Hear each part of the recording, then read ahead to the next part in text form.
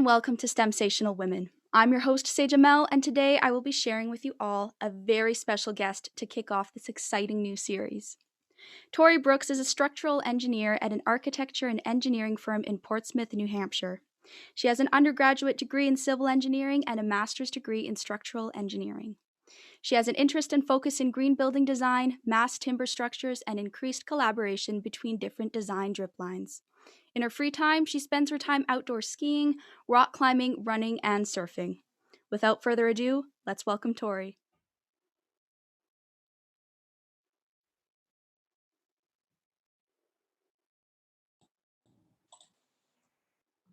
Hello. Hi, how are you? Good, how are you? Good. Nice to actually meet you. Yeah, you too. Sorry, just give me a second. Perfect. Yeah, I'm so excited to have you. I'm glad that this could work out. Yeah, I'm excited to be here. Thanks for Yeah, reaching me out. too. Yeah, for sure. So I guess let's get started. What I'll do is have you tell us a little bit about your job. Okay. So I am a structural engineer. I work at a architecture and engineering firm in New Hampshire in the US. Essentially, it sums up to designing all of the hidden parts in a building that keep it standing. So though my work is not often seen, it is important. Yeah, very important. Yeah, and I also do a good amount of green building design and mass timber structures as well with the structural component. So Oh, it's a that's little so bit of everything. interesting. Yeah, no kidding. Yeah, that's awesome. The next question I have is if you know of the approximate male to female ratio in your area of work. Yeah, so in structural engineering, I think it's around 17%. Structural engineering in itself is generally kind of grouped under a bigger umbrella of civil engineering. And I believe that the numbers are pretty similar. They might be a little bit higher in civil. I think most interestingly, and actually something that I didn't really know when I was in university, my class and a lot of the other schools around me were like 25, 30% women. So, Oh, really? maybe a third women. And what's interesting is that percentage drops as you get further in the field. So I think right now, only 3% of structural engineers that hold professional engineering certifications in the US are women, which is crazy when you That's think that insane. 30% leave school. So that's been interesting. And me personally, at firms, they've always been predominantly men, but I also think that naturally that's changing. I've been lucky to work at firms that are pretty progressive about changing that. So even if it's not necessarily other structural engineers, like for right now, for example, I work in a mixed field firm. So there's a lot of architects. That tends to be a little bit more of a equal field. So there are plenty of other women in my building, even if there aren't necessarily in structural engineering. Right. Well, that's still good. Yeah. A nice. No, and it's nice. Yeah, for sure. Yeah, no, I can imagine. I'm not to be the only one using a bathroom in the whole building. Right, exactly. Yeah. Well, so on the same topic of kind of that male to female ratio, so lots of studies have shown that in the fields of science, technology, engineering, and math, they've kind of remained predominantly male. So, like, while the numbers of females in STEM are constantly rising, there's somewhat of a gap, right? So, why do you think that such a gap kind of exists in the first place, and what would some of your ideas be on how to fix this? Yeah. So I think, for the longest time, women were discouraged from STEM fields or seen as if they couldn't do that. I think luckily we are now getting to a point that I don't think it's actively being discouraged, but I think there's still a lot of societal norms and how people think that subliminal messaging kind of keeps girls from wanting to go in these fields. One thing that I think I noticed a lot growing up was my friends who were boys, they could be interested in math and science and also be interested in other things. So they could be sporty and then be in an advanced math class, or they could be prom king and like be interested in sciences. And that was kind of seen as normal and just part of figuring out what they wanted to do. Whereas girls who were in, those classes or maybe had an interest in the STEM fields, it was kind of like you were the nerdy girl or you were like a smart girl, and you couldn't also be sporty or you couldn't also be girly. Like that was too much. That was, exactly. And so I think that, and I don't think anyone, necessarily particularly purposefully put that, but I think it's something that we need to wrap our minds around. And it all comes down to what people think that people in this field look like. And because of the historical context, it's predominantly older white men, cisgender, like there's a persona. And so I think we're getting there, but it's seeing more people like you, and seeing more people being able to be themselves and also be an engineer or also be in math and science and technology as part of them and who they are. Yeah, for sure. Yeah, and even myself as kind of a young female, and then I'm just kind of starting to branch out further into STEM. I know, like I've experienced it myself too, and one of the downsides of living in maybe a little bit of a smaller city is that any sort of opportunities for STEM aren't necessarily there as much in general, but also for women, Well, and I think too, one of the biggest things that I like to emphasize is that all these differences that you might bring because you're not, the normal look for that club or for that job, a lot of times end up being the biggest strength, right? Exactly. Like for me, for sure. I'm a pretty social person, and and traditionally structural engineers don't tend to be super social, but at work that makes it really easy for me to collaborate, and Absolutely, my job has a huge part of collaboration with other fields and other people. And so, that strength that for the longest time made me feel like, am I too talkative to be in engineering? You know what I mean? Like, is now become a really big strength. And so unfortunately it doesn't change the fact that you feel different, because in a lot of scenarios you are. I think just knowing though that those are strengths. Those differences aren't weaknesses, and they're not barriers. They're just different. And a lot of times, innovation especially takes differences. Absolutely. Well, that's how we keep pushing forward. Yeah, absolutely.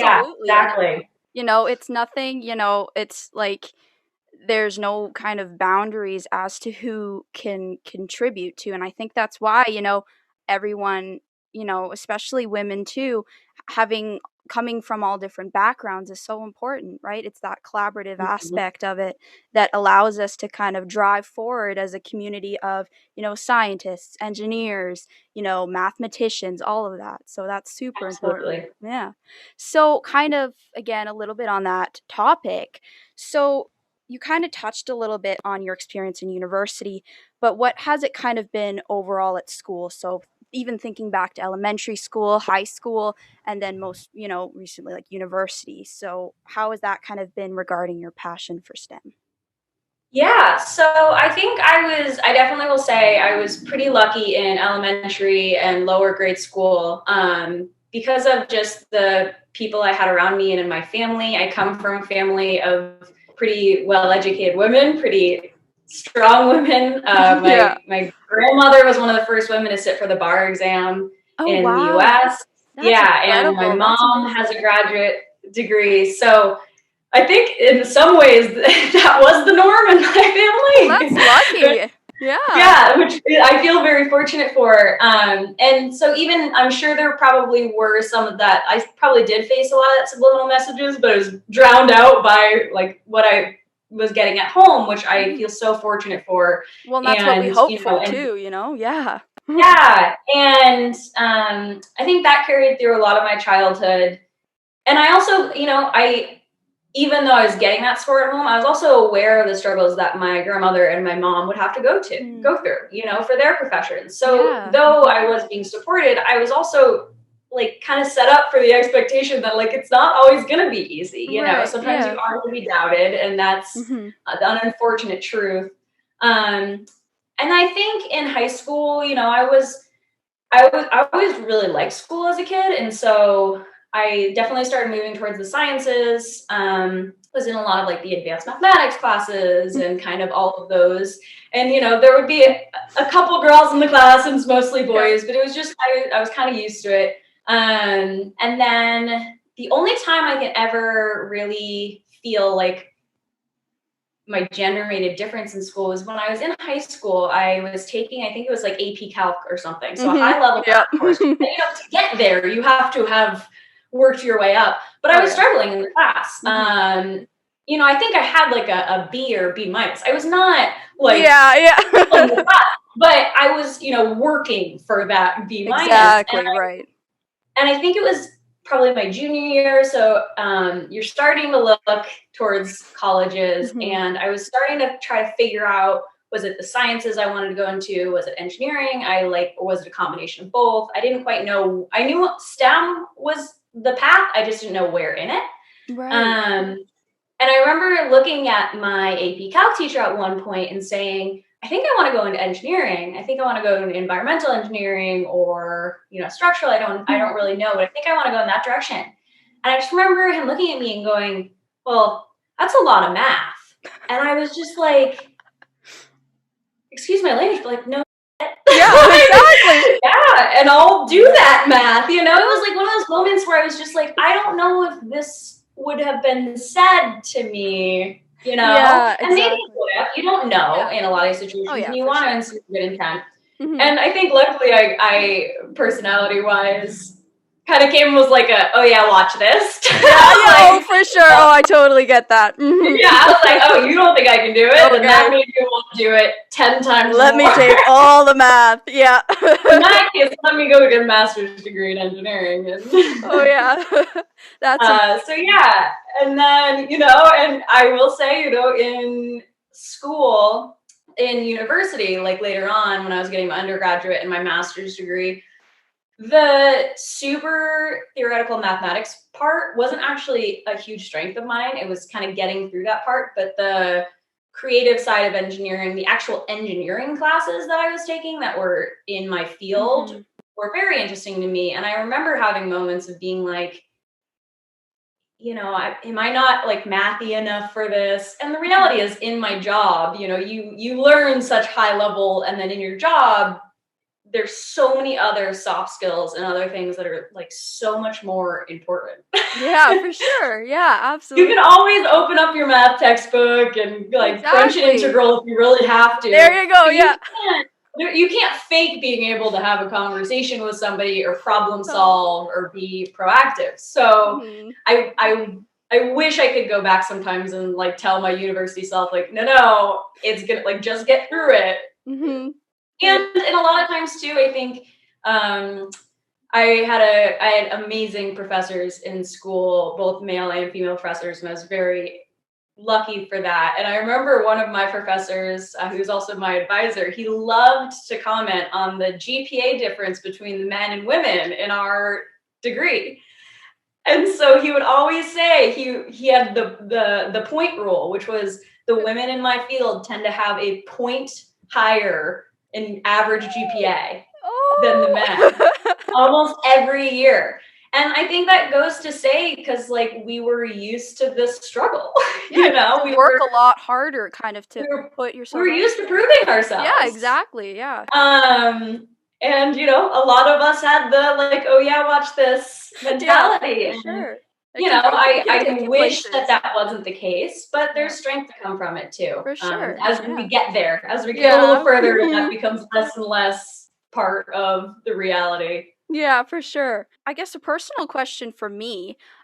So I, as someone who's deciding programs for post-secondary, so I was able to get into engineering. So engineering is often seen as very, very hardcore studying, no social time at all, and it seems like anyone that I've talked to or things that I've read, it's just like, only go if you have like no need for some sort of life. So how can you kind of um can you validate any of that, or what's your take on it, or from experience? Yeah. So, I think there's some truth to it. Engineering school is hard. Oh, for sure, for um, sure.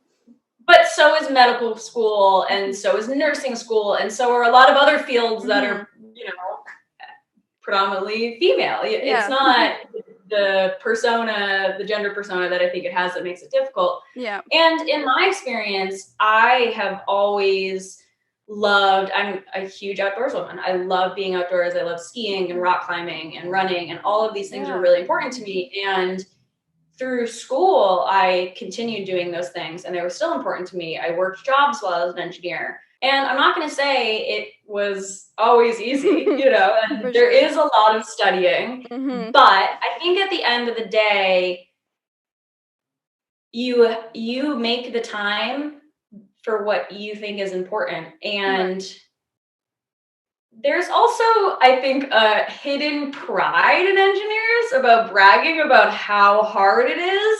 And it is hard. Yeah. But like, I remember sometimes I would go skiing on a Saturday, and in my Mhm. mind, I'd be like, okay, if I go skiing on Saturday, Friday night, I need to, like, between my classes, Mhm. go to the library and like get this and this done. Right. And Yeah, then really after grind. ski, Yeah. you had to be organized, Mhm. but you could do that. Whereas some of my counterparts who just did the engineering, like that was kind of their Mhm. personality and like Yeah. what they wanted out of it. Mhm. I would see, their Instagram stories or whatever it may be of them sitting in the library all day. And I'm Right. like thinking to myself, we have the same classes. Yeah. And it's an efficiency sake, right? It's Mhm. they're making their plan on Saturday of what needs to Right. get done. Mhm. Yeah. They're, and I think sometimes too, there's a like, you need to be smart about what is the most important. You Yeah, for need to sure. be smart about, there are times where going, and if you don't understand something, Mhm. going and asking a professor for help, or Mhm. asking a fellow student, having a good group of people that you work well with Yeah. can save you hours, and oftentimes give you an opportunity to learn. It gives you an opportunity to teach each other. And I think there's a vulnerability there of being able to admit that you Yeah. don't just have it. You don't just know how to engineer Yeah, everything, which exactly. is a Yeah. given if you're in Magic school. wand. But There you go. You can yeah, science now. Yeah. that I think is missing for a lot of people, And so Mhm. in their minds, they're like, well, if I just sit in the library for 6 hours and pound my head in a book, maybe I'll get an answer. And I'm Mhm. like, or you could just go have a conversation with your professor. And half the time, the professors are like, oh, I forgot to cover that. Let me send an email out to the class. Like it. Yeah. Sometimes you just need a little bit more, and you'd be surprised on how often too. It's not just you. Right, exactly. That's And something other people come up to you and be really. like, oh, thank you for asking that. Like, Yeah. I've been, struggling Yeah. with that for hours. And I'm like, hours? Why? Oh, no. Yeah. So I Exactly. think my biggest piece of advice is like, if there are other things in your life that make you happy, you're going to be the best engineer doing those things. Right, You're for going to be the most sure. motivated to get up in the morning and go and do Mhm. it.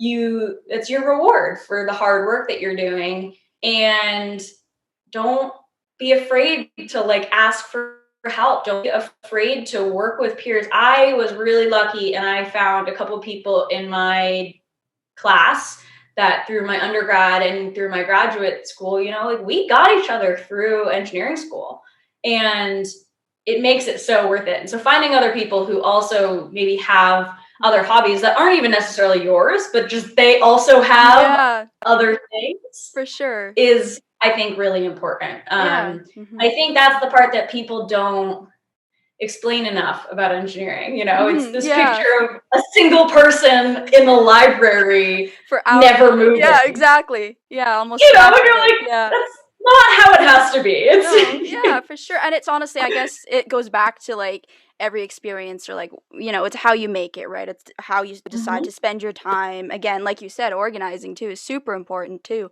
right? And Yes. also not, you know, I've experienced so much burnout this year, specifically because I've always been kind of a student that has, always go 100% or don't, like, go big or go home, right? Constantly, constantly, Mhm. constantly.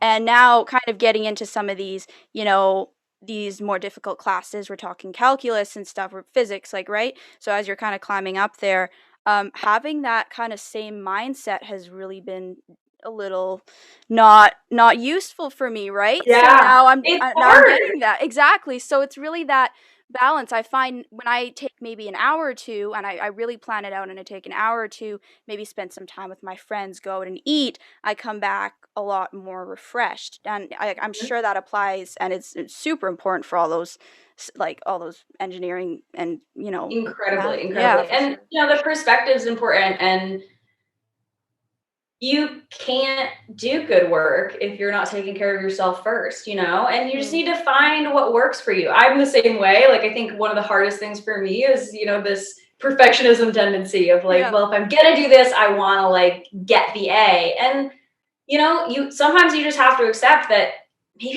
maybe the A plus is not worth your time in the grand scale of things. You know Yeah, what I mean? for Like, sure. I can't tell you the last time somebody asked for my GPA. But I can tell you the last time that somebody asked me, like, oh, what projects have you worked on? Oh, I heard that project went really well.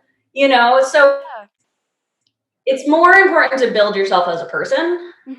For sure. Yeah. And, obviously there's a level of performance that you need to achieve to get through a degree, and you should be striving for the Yeah, best you for can sure. do, but not at the risk. And it's a hard lesson, it's a hard balance, and you're constantly going to be going over where you're like, oh my God, I haven't done anything that really makes me happy in a week. And, on finals weeks, there's some times that just suck. And then there are other times where you're like, you know what? I'm going to take a whole weekend to just like Yeah. hang out with my friends and be outside and recharge myself. For sure. Yeah. And also finding when times fit in. Like, for me, I used to love to schedule all of my classes in the afternoons. And I would, if I could, but the ideal thing was I'd have one really early class, and then I'd have all my classes in the afternoon, because it created this block. And that block was just like, I go to this coffee shop, not the library, because the coffee shops were like enough of a bustle and other people, I'll run into other people and get my work done. You just figure out how to make it not miserable, rather than just accept it's going to be miserable. Yeah, exactly. It doesn't have to be miserable. So that's the thing, for sure. It's all about balance, absolutely. And I'm learning that. I'm definitely, like, learning the lesson right now. That's something super important to keep in mind, I guess, any sort of time in your life too, right? We kind of covered role models and stuff, but how have you found anyone, besides even family, that you can look to? Yeah, a couple people. So I think I mentioned this slightly, but I had a couple really amazing female professors in school. One of who was the dean of civil engineering in my school. And she was just, one of those power women who she wore heels every day. Like, so you could hear her coming down the hallway, right? Because there aren't heels in an engineering building very often. No. And there's the tile floors. So you'd be sitting in a room, and you could hear Dr. Bell coming down from the other side of the building. And you knew. And I'm convinced to this day that was like a mental power game that she had. Yeah. But at the same time, she was such a great professor, and she was the dean of our department, and all of these amazing things. But she also wasn't afraid to her kids would come sometimes, and she's like, well, school got canceled, so I guess I have to deal with what to do with my 7-year-old all day. She wasn't afraid to be human. Right. And to show that there are other parts of her life. For sure. And that you can be, a really amazing engineer and powerful woman, and also be human. Not know. Yeah. There were times where she'd just be like, I'd come to her office and she'd be like, geez, do you want to just go get coffee? I can't. I need to have not people not chasing me down for a minute, you know? And that, for me, that taught me a lot about just what real power means. And it's not always this like mask of strength that you put on. It's not always pretending like things aren't stressful and things aren't a lot, because they are. If anything, it's the opposite. It's being able to look at things and be like, wow, this is really hard, and still doing it, still being a good person while you do it, and all of that. So I would say that people like that, I think, showed me a lot, and male and female too. I had a lot of male professors who were very familiar with that. That's super important to have. Shout out to Dr. Bell. Though I don't wear heels myself, I respect the move. Yeah, for sure. The confidence. Yeah, gotta admire the confidence. So as we're kind of nearing the end right now, well, that sounds so ominous, but as we're nearing the end, do you have any advice to girls and women who want to or are trying to get into STEM? Because doesn't matter what age you start, really. Mm-hmm. No, and I think the world is STEM too, right? Like, sure, STEM in a professional sense or in school is a specific field, but science, technology, like this is every day. It's all around us. Yeah. But yeah, I think my biggest piece of advice is probably just like, it sounds corny, but just like be yourself first. You can be a scientist, you can be in technology, you can be an engineer, you can be a mathematician, and those are all great things, but like, you are yourself first, and whatever you bring to the table is going to be your biggest strength on top of that. You don't have to fit some mold of what you think that mathematician or engineer looks like. You're creating that mold, and so don't be afraid to be yourself. And the best engineers and best mathematicians, all of these women and men in these fields that are really great, tend to be because they know who they are personally really well.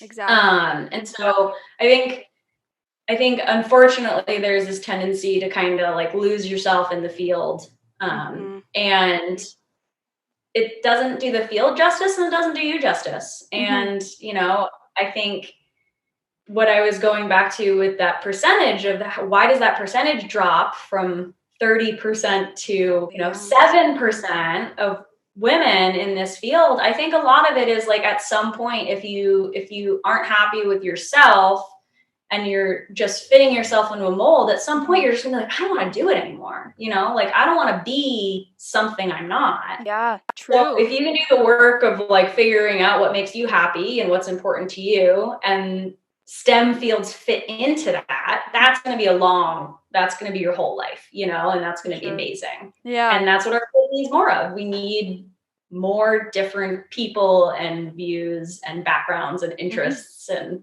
absolutely. And it's inspiring too, because I mean, pretty much all the people I look up to have maintained that sense of authenticity too, right? And that's super inspiring, and it's motivating. It's a very, very huge motivating factor to and it's humanizing. Exactly. I think unfortunately STEM fields are dehumanized a lot of times. It's like this robotic mentality, and we're not robots. If we were like, if robots could do what we were doing, they would. Yeah, exactly. We would have already designed the robot who did my job and designed buildings, but there's a human element that needs to be there to make this job feasible. Absolutely. So don't erase that human element. That's amazing. Oh, well, looks like it's about all the time that we have right now, but I just want to thank you so much for joining. Of course. It's been amazing. Thank you for having me. It's great. And I wish you the best. Thank you. I'm sure you'll find whatever path works for you. Sure hope so. You trudging. Awesome. Well, thank you, and have a great day, Torey. Of course, you too. Bye. Bye.